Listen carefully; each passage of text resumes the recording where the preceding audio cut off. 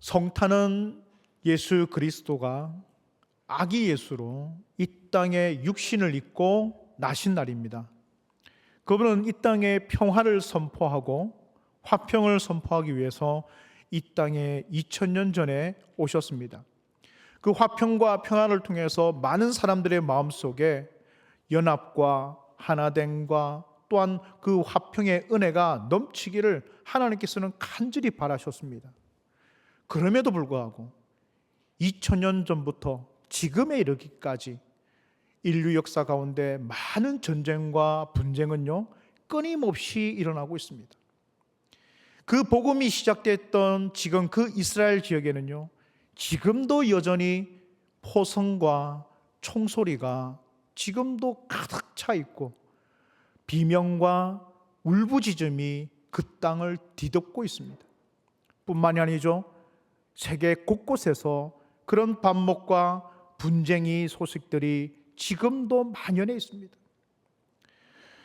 2024년 12월 지금을 보내는 우리들은 어떻습니까? 지금도 양쪽 진영으로 나누어져서 얼마나 상대를 향하여 독설과 욕설이 난무하고 미움과 다툼으로 지금 일관되고 있는지, 오늘 2024년 성탄을 맞이하는 우리들의 마음이 참으로 무거울 수밖에 없습니다. 주님은 십자가를 통하여 우리 마음속에 화평을 전하러 주셨고, 주님은 그 보혈의 피를 흘리심으로 말미암아 우리 마음속에 평화를 전해 주셨는데, 우리는 여전히 갈등하며 이처럼 싸우고 있는지, 우리는 왜 이렇게 주님의 그 평화를 아직도 맞이하지 못하고 왜 상대를 향하여 그처럼 독설을 내뱉고 있는지, 우리는 왜 이렇게 하나가 되지 못하는지, 참 우리 자신을 돌아볼 수밖에 없는 2024년 성탄인 것 같습니다. 하늘의 은혜로 이 땅에 오셔서 땅의 평화를 선포하러 오신 예수 그리스도, 이제 우리는 그분을 믿는 믿음의 성도들은요 분쟁과 나눔을 일삼는 것이 아니라 하나됨과 연합을 이끌어낼 수 있는 참된 은혜의 지혜가 우리 삶 속에, 우리 여러분들의 마음 속에 있기를 주님의 이름으로 축복드립니다. 때문에 우리 큰꿈교회 성도들만이라도 여러분들이 가는 곳곳에서는요 화평이 일어나고, 여러분들이 나아가는 그곳에는 평화가 일어나고, 여러분들이 사역하는 그 곳곳에서는 하나님의 은혜가 넘쳐나는, 하나님의 역사가 일어나는 은혜가 있으시길 주님의 이름으로 축복드립니다.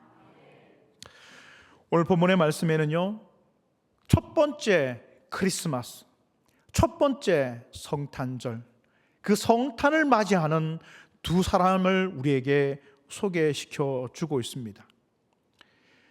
사실 성탄의 주인공은 예수님이십니다.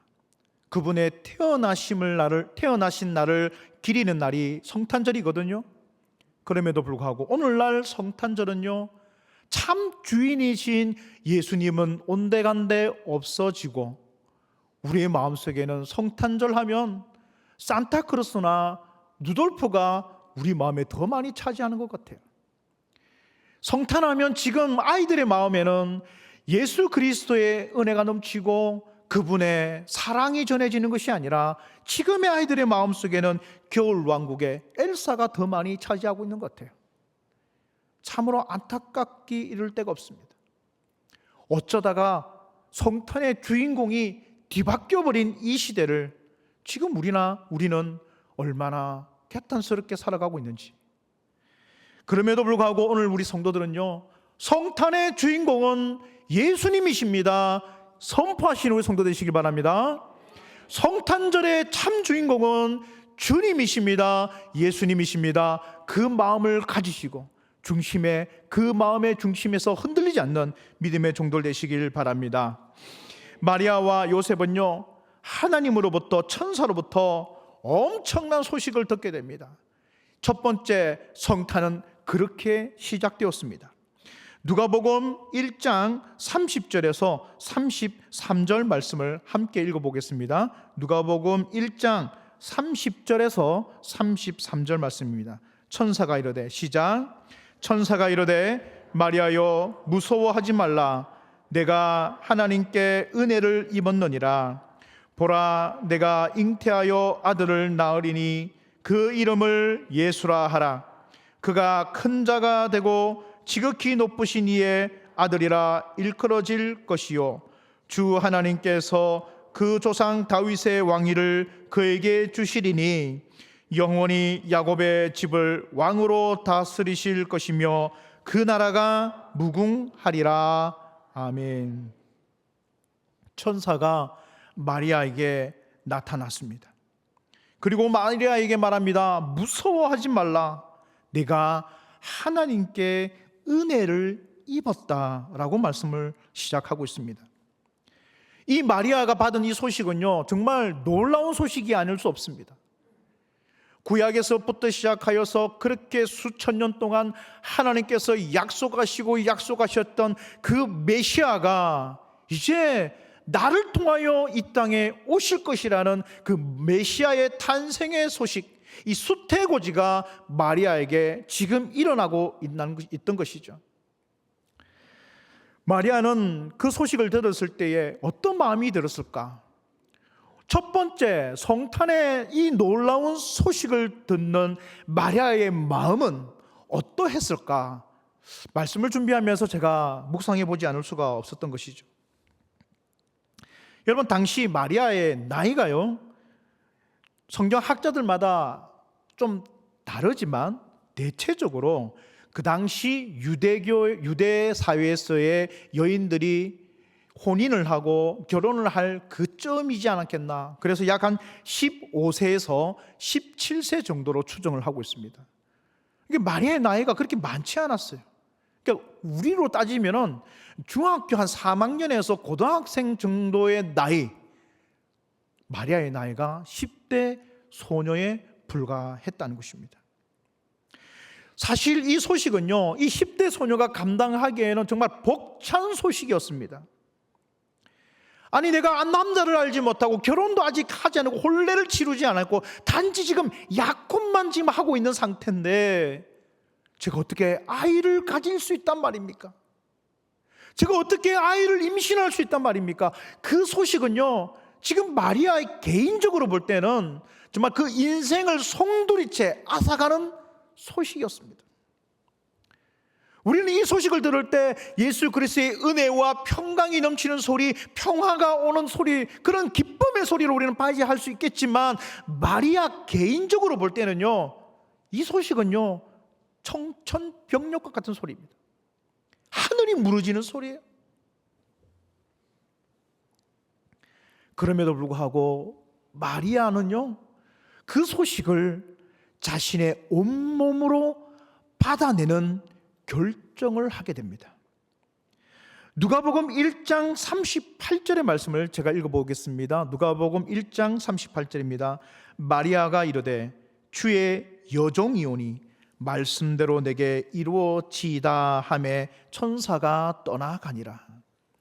그렇습니다. 지금 마리아는요, 그 놀라운 소식 앞에 정말 두렵고 떨릴 수밖에 없고 또 자신의 인생 전체가 이제 모두 망하게 되는, 어쩌면 그 생명조차도 부지할 수 없는 그 소식, 두려운 소식 앞에서 하나님의 뜻이라면, 이것이 하나님의 뜻이라면 그 하나님의 뜻이 제 몸에 이루어지게 하시옵소서, 그 결정을 하고 있는 마리아를 보게 되는 것이죠. 여기서 여종이라고 하고 있는 이 표현은요, 헬라어 둘레라고 하고 있습니다. 이 헬라어 둘레라는 것은 어떤 의미를 가지고 있냐면, 내 몸은 주인의 완전히 종속되었습니다. 내 몸은 내 것이 아니라 주인님 것입니다 라는 의미를 가지고 있습니다. 내 몸에 대한 주권이 나에게 있는 것이 아니라 주인에게 있다는 것을 고백하는 것이죠. 마리아는 여종입니다. 나는 하나님의 여종입니다. 하나님께서 알아서 하십시오. 지금 그 고백을 하고 있는 마리아를 보게 되죠. 하지만 여러분, 여기서 우리가 놓치지 말아야 될 것은요, 마리아라고 해서 굳은 믿음과 확신 가운데 이 결정을 한 것은 결코 아니라는 것입니다. 마리아라고 왜 두렵지 않겠습니까? 유대율법에서요, 아직 혼인하지 않는 여인이 혼전 순결을 잃어버리고 임신을 했다면 율법에는 돌로 쳐 죽이게 되어 있었습니다. 그것이 사람들에게 발각되면요, 돌로 때려 죽여도 그 여인은 아무런 항변을 할 수가 없는 것이죠. 죄인이라는 것입니다. 마리아는 그것을 너무 잘 알고 있었지만 그럼에도 불구하고 하나님의 뜻이 그것이라면 내게 이루어지게 해주십시오 하다심, 그러나 나는 두렵습니다.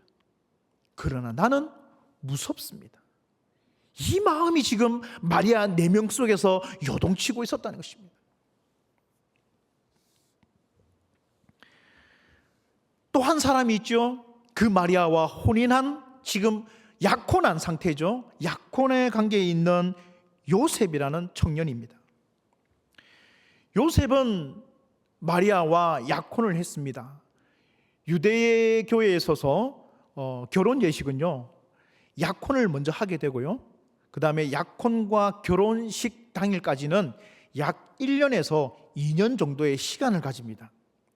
그리고 1, 2년 동안은요, 상대가 상대에게, 서로에게 순결과 정결 의식을 치르면서 그 상대 배우자를 위해서 몸을 깨끗하게 하고 정결 의식을 치름으로 말미암아서 자신을 단장하는 것이 상대에 대한 예의였으며 또한 그것이 율법이었습니다.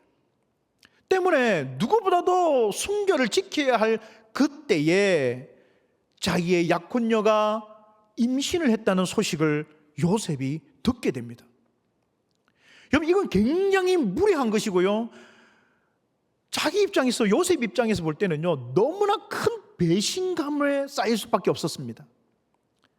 아니, 어떻게 마리아가 나 외에 다른 남자를 먼저 사귈 수 있단 말인가? 그 배신감, 이 사실이 동네 사람들에게 알려지는 날에는 그 수치심, 그 모욕감, 이것은 이루만할 수가 없는 것이죠. 아마 보통 남자 같으면 당장에 파혼했을 것입니다. 당장 마리아에게 찾아가서 당신이 어떻게 그럴 수 있냐면서, 지금 나와 혼인하면서 딴 남자를 품었단 말인가? 화를 내고 아마 큰 분노에 휩싸였을 것입니다. 배신감에 그 마음 몸소리쳤을 것입니다. 규례대로 한다면요, 요셉은요, 지금 마리아에 향해서 돌로 죽일 것을 요구할 수가 있었습니다. 그러니까 마리아 동네에 가서, 이 마리아는 나와 혼인했는데 혼전 벌써 임신을 했으니 여러분, 저 여자를 죽이십시오. 그 요구를 할 수 있는 권리가 요셉에게 있었다는 거예요. 왜 그렇게 해야만이 자기가 당한, 이 여인으로부터 자기가 당한 수치심, 모욕감을 일만이라도 갚을 수 있었기 때문에 율법에는 그렇게 하라라고 적혀져 있습니다. 한데 요셉은요, 마태복음 1장 19절에 보면 어떻게 표현하고 있냐면, 그는 의로운 사람이라 라고 말하고 있습니다. 요셉은 의로운 사람이다. 그 의로운 사람인 요셉이 어떻게 행하는지 한번 보십시오. 1장 19절 이 하반절에 보면 그는 드러내지 아니하고 가만히 끊고자 하였다라고 기록하고 있습니다. 그 의라는 것은요, 율법의 의가 아니라 사람에 대한 의였습니다. 내가 그래도 사랑했던 여인이고 내가 그래도 존중했던 여인인데, 그 여인이 비록 내게 배신감을 안겨줬지만 그래도 그 여인은 삶은 살아야 되지 않겠나? 요셉은 드러내지 않으려고 했습니다. 그리고 자신의 사랑으로 그 여인의 허물을 덮어주기로 작정을 했습니다. 왜 하나님께서 요셉과 마리아에게 예수 탄생의 이 소식을 전했는지를 알게 하는 정말 귀한 장면이죠. 그들의 마음이었기에 마리아의 순종의 마음, 결단의 마음, 요셉의 의로운 마음, 사랑의 마음, 그 마음들이 그들에게 있었기 때문에 마리아와 요셉에게 지금 아기 예수를 선물로 주신 것 같습니다. 마태복음 1장 20절에서 21절의 말씀을 제가 읽어보겠습니다. 주의 사자가 현몽하여 가로되 다윗의 자손 요셉아 내 아내 마리아 데려오기를 무서워 말라. 저에게 잉태된 자는 성령으로 된 것이라 라고 말하고 있습니다. 천사는 요셉의 꿈에 나타나서 그 요셉이 갖고 있는 오해를 풀어줍니다. 요셉아, 저 마리아의 뱃속에 있는 아이는 사람에 의해서 된 것이 아니라 성령에 의해서 하나님의 뜻으로 말미암아 잉태된 것이니라. 그러니 오해하지 말라, 무서워하지 말라, 두려워하지 말라. 네 안에 마리아 데려오기를 주저하지 말아라.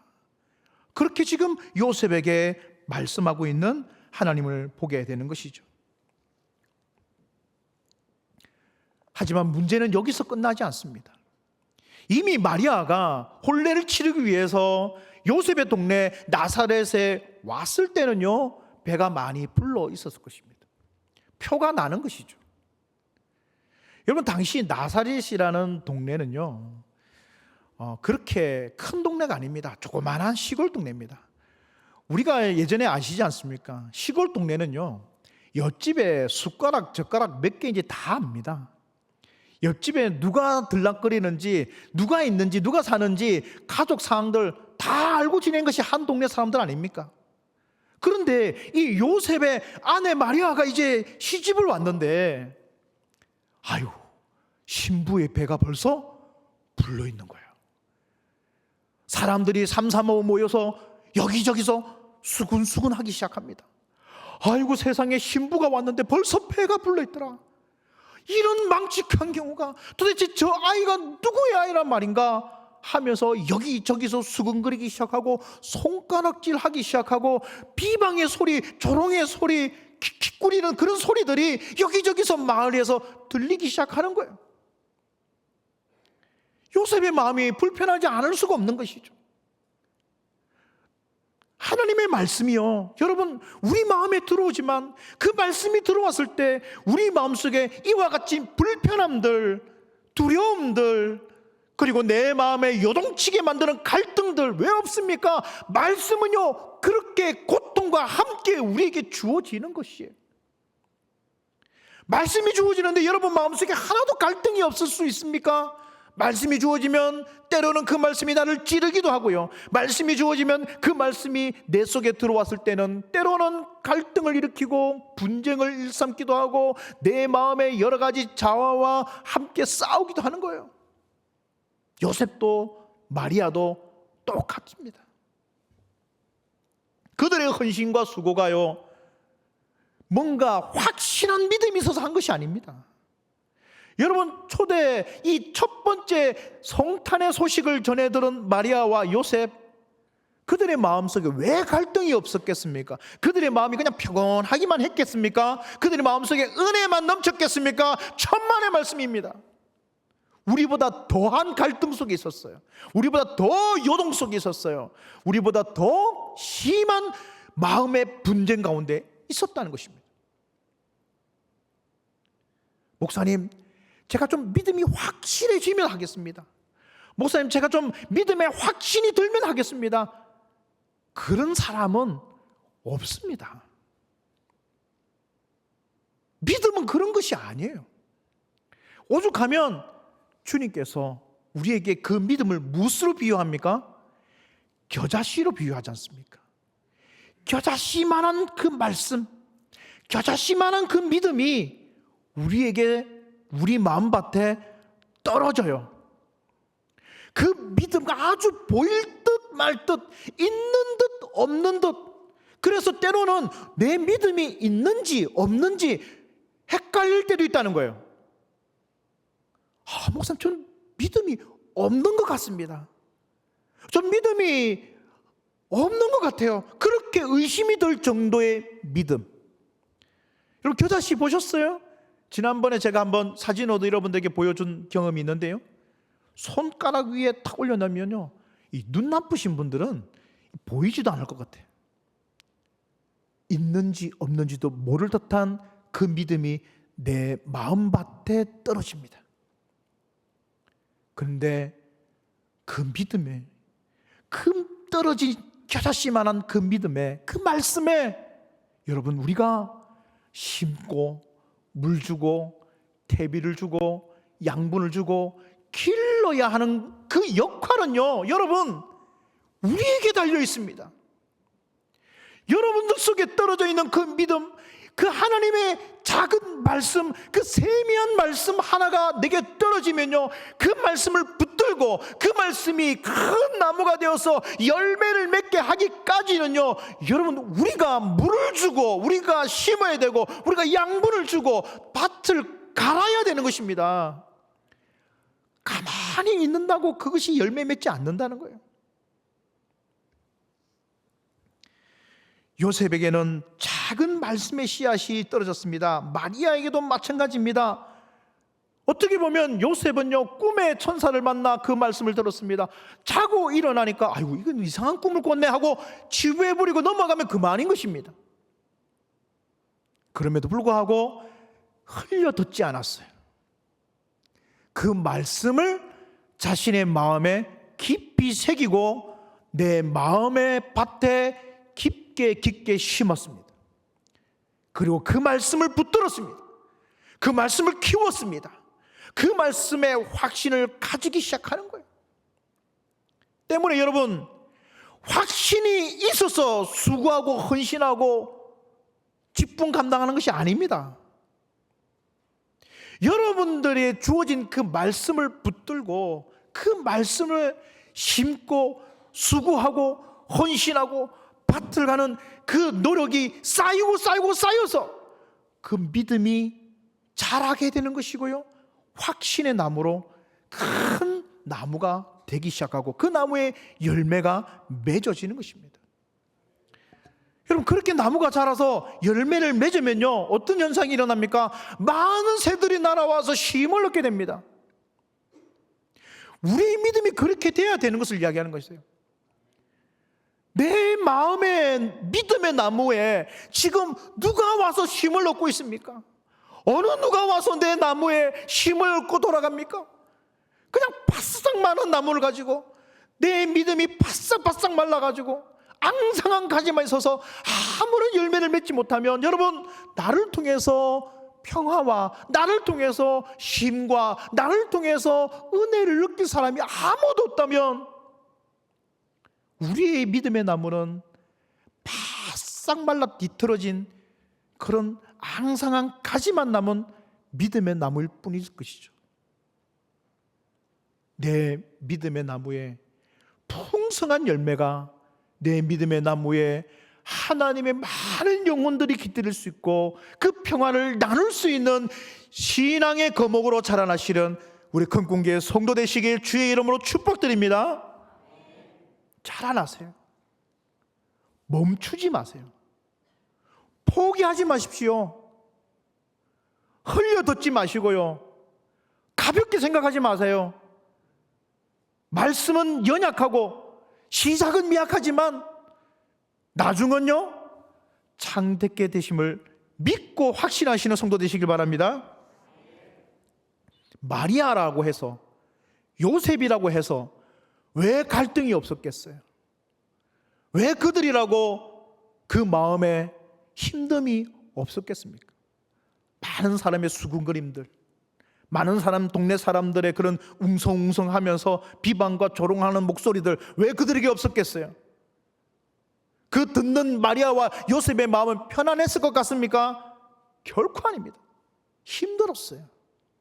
그럼에도 불구하고 그 배가 불러옴으로 말미암아서 나에게 약속하신 말씀이 자라고 있구나, 마리아의 배가 점점 불어오면서 하나님의 약속이 더욱더 연걸어 가는구나, 더 열매 맺어 가는구나, 그 마음속에 그 모든 갈등과 수치심과 모욕감을 참으며 견디며 인내하는 것이었습니다. 신앙이 그런 거예요. 인내하십시오. 참으십시오. 견뎌내세요. 그게 믿음입니다. 때문에요, 희생 없는 영광은 없습니다. 순종이 없는 승리도 없습니다. 우리가 순종하고 우리가 헌신하고 수고할 때 그 자리에서 승리의 열매가 맺어지고요, 영광의 열매가 맺어지는 것입니다. 처음부터 강력한 확신 가운데 행하는 사람 이 세상에 아무도 없습니다. 처음부터 신앙이 확고해서 하는 사람 없습니다. 그런 사람은. 믿음은 그런 게 아닙니다. 연약하고 작고 미약한 가운데서 출발해 가는 거예요. 문제는 심어야 되고요, 물 주어야 되고요, 밭을 갈아야 합니다. 그것은 우리에게 맡기시고 우리에게 요구되신 하나님의 순종입니다. 그걸 해내야 돼요. 우리가 잘 알고 있는 달란트 비유 여러분 기억하시잖아요. 5달란트가 있고요, 2달란트가 있고요, 1달란트가 있습니다. 5달란트, 2달란트 받은 종은요, 열심히 장사했습니다.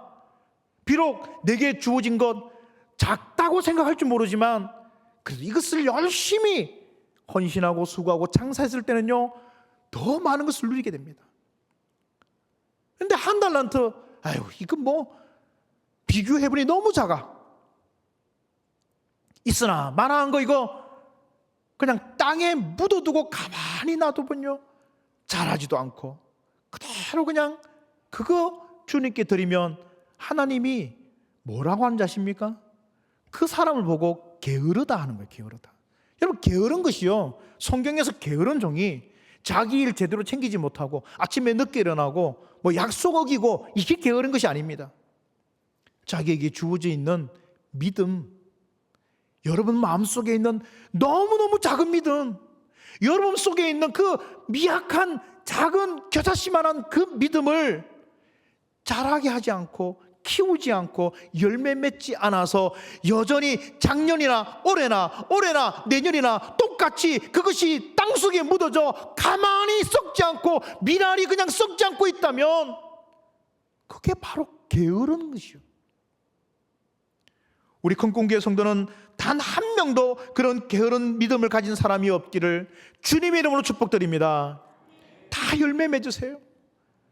풍성한 열매를 맺으세요. 은혜의 열매를 정말로 풍성히 열매 맺어서 우리 큰꿈교회가 정말 신앙의 나무가 크게 자라나서 많은 열매 맺음으로 영혼들이 깃들이는 그런 역사가 있기를 주님의 이름으로 축복드립니다. 오늘 본문의 말씀 1절부터 3절까지 우리가 함께 읽어보도록 하겠습니다. 본문 1, 2, 3절입니다. 같이 읽겠습니다. 그때의 시작.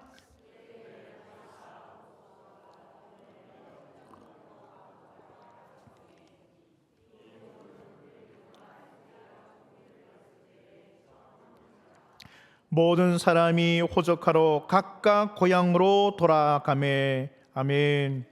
이번 본문 1절에서 3절까지는요, 많은 정보를 우리에게 주고 있는데요, 당시 로마 황제는요, 오늘 본문에서 말하고 있는 것처럼 가이사 아구스도입니다. 우리가 역사 시간에 배웠던 옥타비아누스가 바로 이 사람이죠.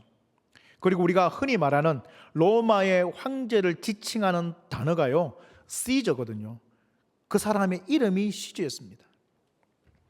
이 시저라는 말이 로마 제국에서는 황제를 일컫는 말이었습니다. 자신의 이름이 황제의 직함이 되는 것처럼 그렇게 여겨지는 시대였습니다. 그런 탁월한 통치 능력으로 로마를 지중해 대제국으로 성장시킨 황제 중에서도 가장 위대한 황제였습니다. 그의 영토는 지중해와 아프리카 그리고 아시아에까지 이르렀고요, 로마는 그 이후로 200년간 팍스 로마나 로마에 의한 평화의 시대를 열게 됩니다. 그는 자신의 지배력을 더욱더 공고히 하고 강화하기 위해서 오늘 본문에 이 호정령을 내리게 되는데요, 이 호정령은 제국의 대대적인 인구 조사를 통해서 세금과 군역을 더욱 강화하여서 제국을 부강하게 하려는 목적의 일환으로 내려진 명령으로 볼 수 있습니다.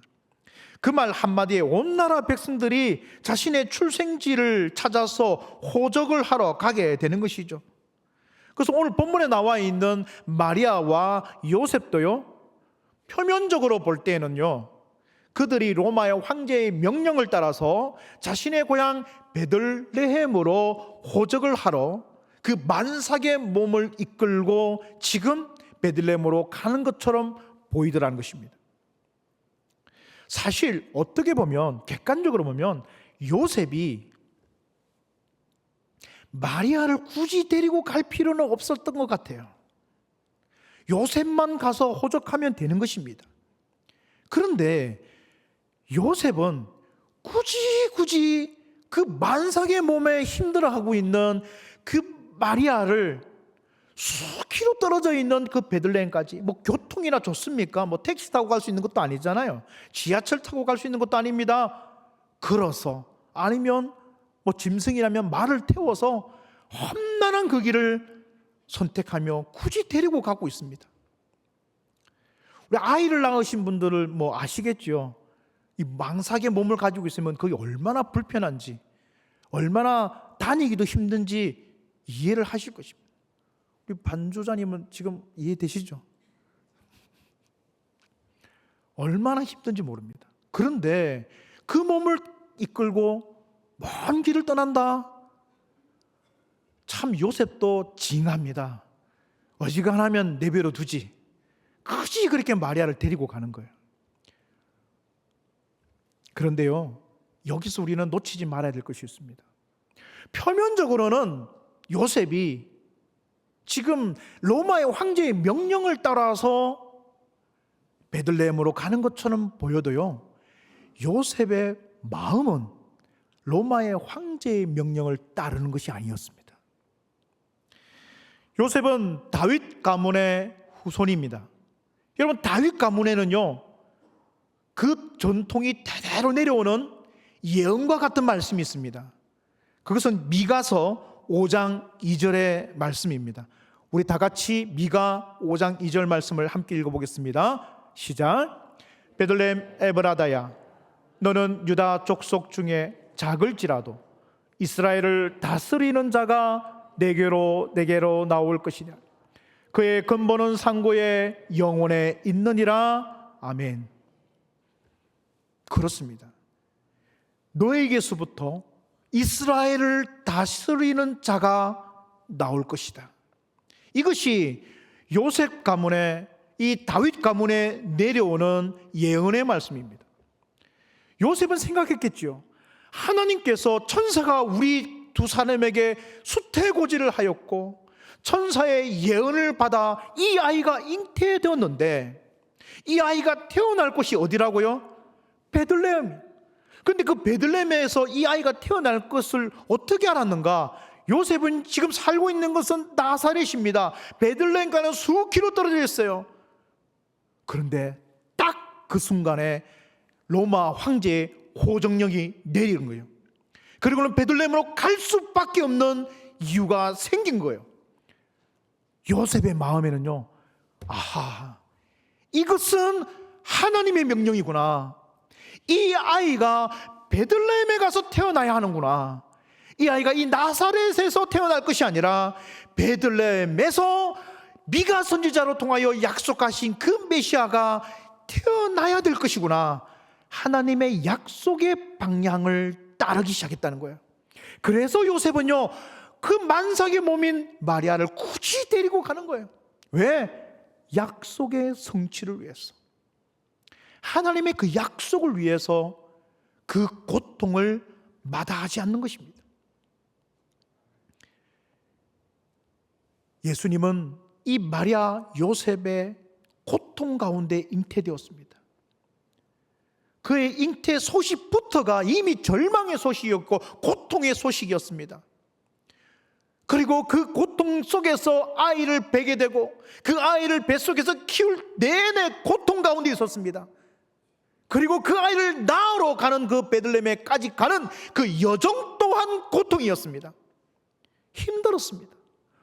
오죽 힘들었으면, 여러분, 그 아이를 뵌 몸을 이끌고 가는 것이 시간이 많이 걸려요. 그래서 다른 사람들은 미리 베들레헴에 가서 여관을 다 차지했지만 이들은요, 그 시간이 너무 많이 걸리다 보니까 제때에 베들레헴에 도착하지 못하게 되고요, 여관도 찾을 수 없을 지경이 되었던 것이죠.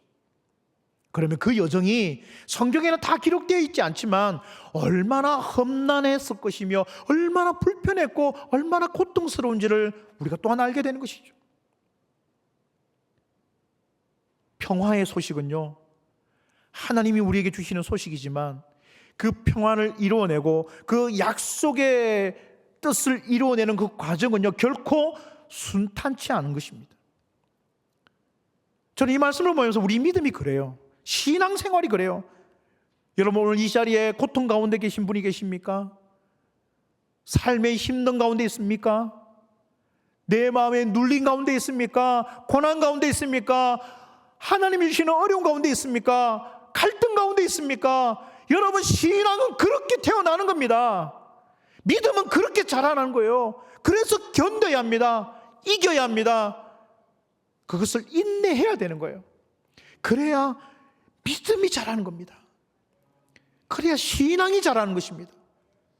그래서 포기하지 마세요. 신앙은요, 고통을 뚫고 우리에게 주어지는 하나님의 선물이며 평화의 소식이며 하나님의 축복임을 믿으시는 우리 큰공교회 성도 되시길 바랍니다. 때문에 요셉은요, 비록 로마의 황제의 명령을 따라서 가는 것처럼 보여도요, 요셉의 마음은요, 지금 로마 황제의 명령이 아니라 하나님의 명령을 따라가고 있는 것입니다. 여러분, 그래서 우리 삶이요, 뭐 다 같이 똑같이 안 믿는 사람이나 믿는 사람이나 똑같이 돈을 벌러 직장을 나가고 회사를 나가고 그 피곤한 몸을 이끌고 내가 직장에 가서 돈을 벌고 하는 것처럼 세상 사람과 별반 다를 것 없이 살아가는 우리네 인생이라 할지라도 여러분, 우리 마음의 방향, 우리 신앙의 방향은요, 세상에 그런 부귀영화가 있지 않고 세상에 자신의 행복이 있지 않고 우리 신앙의 방향은 하나님의 영광이 있다는 사실을 꼭 기억하시기 바랍니다. 그래서 우리가 돈을 벌어도 우리는 나 개인의 행복이 아니라 하나님의 영광을 위하여, 우리가 공부를 해도 하나님의 영광을 위하여, 우리가 믿음으로 살아가는 이 모든 것들이 하나님의 영광이라는 그 믿음의 방향성이 정확하게 맞춰지시는 우리 큰공교회 성도 되시길 주의 이름으로 축복드립니다. 때문에 우리는 말씀 붙들고 가는 거예요. 힘들지도 어려워도 주님이 어차피 걸어가신 그 길이 우리의 길이 되어야 하는 것입니다. 많은 사람들이 섬김을 받으려고 하고 있지만 섬김을 받는 것이 중요한 것이 아니라 섬길 때의 진짜 복이라는 것을 알아야 하는 것이죠. 사랑을 받는 것이 중요한 것이 아니라 사랑을 주는 삶이 축복의 삶이라는 것을 깨달아야 하는 것입니다. 여러분, 사랑을 주고 섬김을 주는 것은요, 편하지 않습니다. 결코 편하지 않습니다. 힘듭니다. 그러나 그 힘든 가운데서 하나님의 뜻과 하나님이 우리에게 주시는 이 평화의 메시지, 화평의 메시지가 그 가운데 정말 있다는 사실을 꼭 깨달으시는 우리 성도 되시기 바랍니다. 우리 6절과 7절 말씀을 함께 읽으면서 말씀을 마무리하겠습니다. 6절과 7절 말씀입니다. 거기 있을 그때의 시작.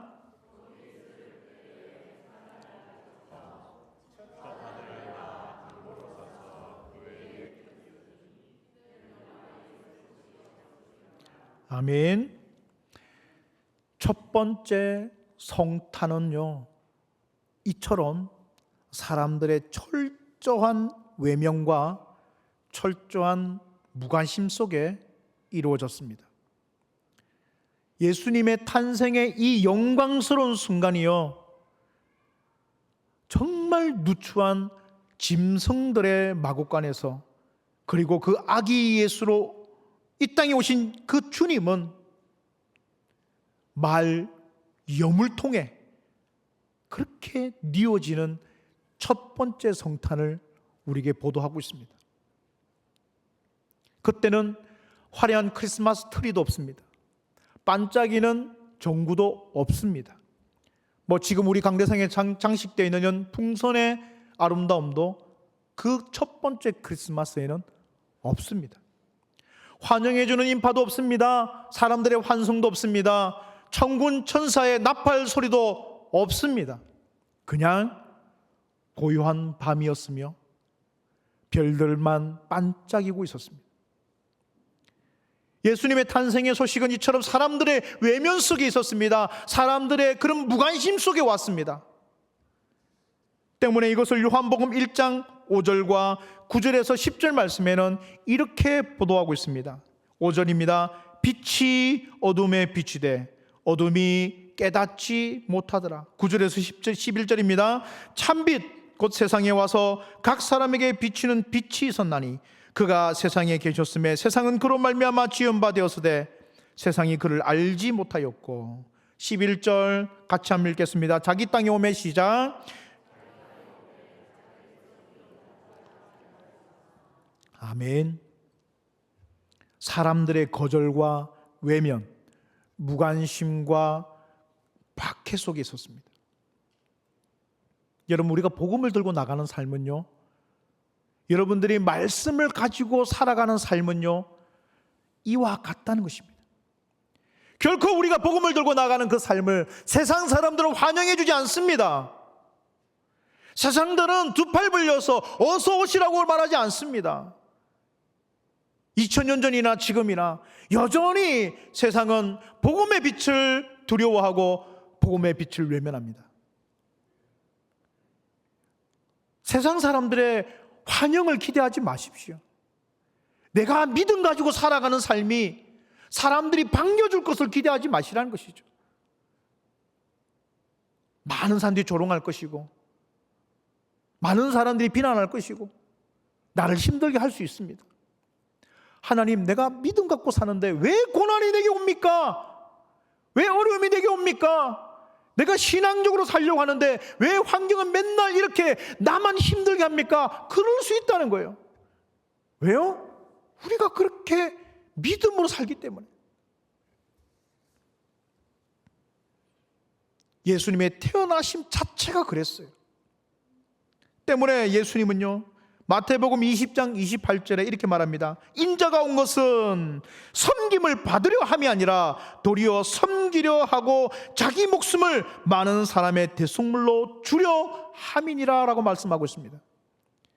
이미 주님이 오신 목적 자체가 환영받고 반김을 받으려고 온 자리가 아니라는 것입니다.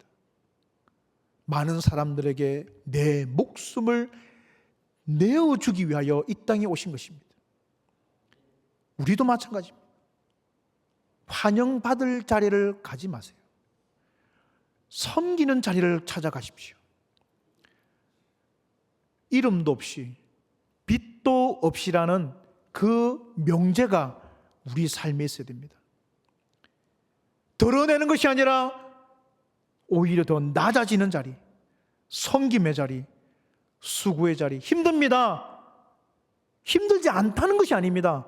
힘듭니다. 그러나 그 힘든 가운데서 하나님이 주시는 보응하심, 하나님의 갚아주심, 하나님이 내 마음에 가득히 채우시는 은혜를 경험하시는 성도 되시길 주님의 이름으로 축복드립니다.